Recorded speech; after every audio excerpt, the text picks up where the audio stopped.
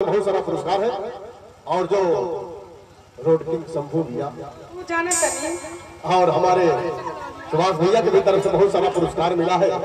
सभी लोगों को हमारी कंपनी की तरफ से लाख लाख शुक्रिया है।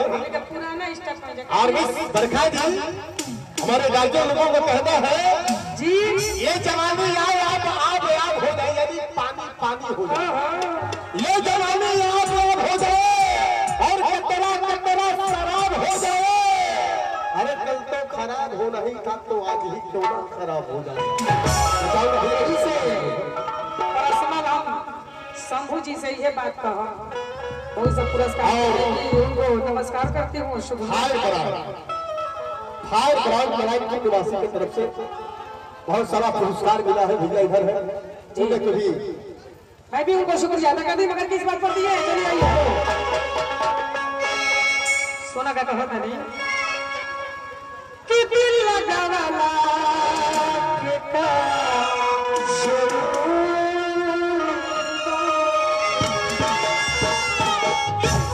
कि दिल लगावाला के जरूरी बा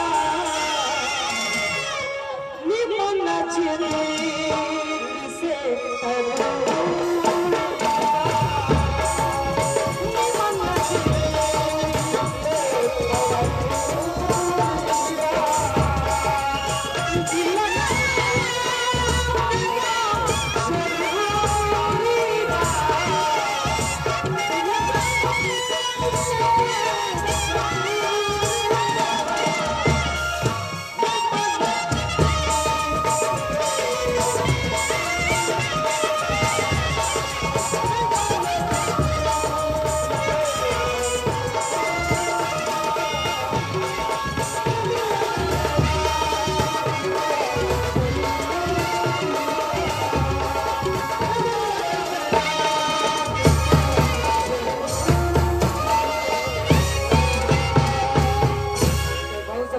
दिया। मैं भी इनको नमस्कार करती हूँ, शुक्रिया अदा करती हूँ, मगर किस बात पर दी है। हेलो दूसरा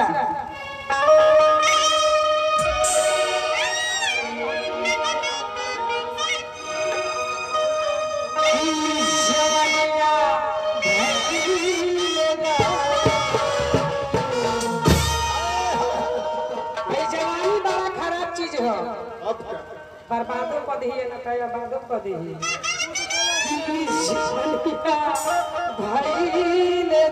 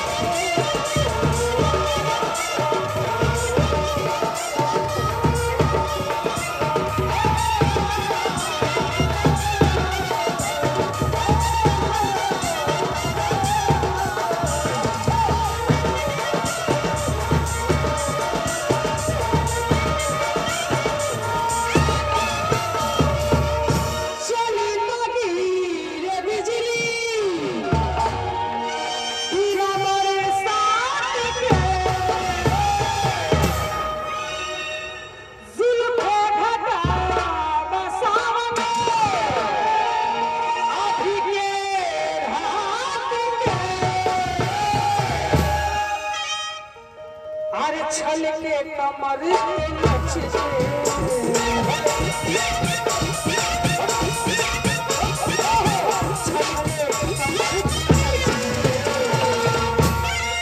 अरे कोई रोके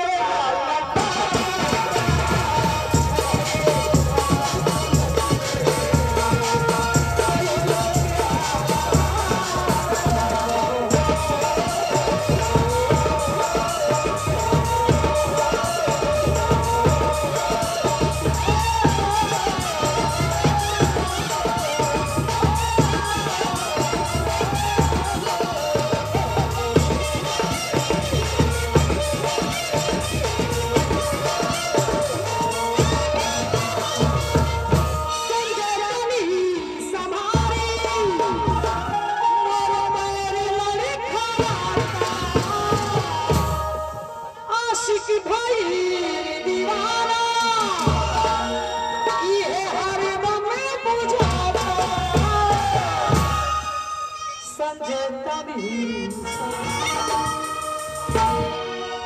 संजय तनी समाई और वो आशिक भाई दीवाना ये हरदम बुझाता हर छल के कमर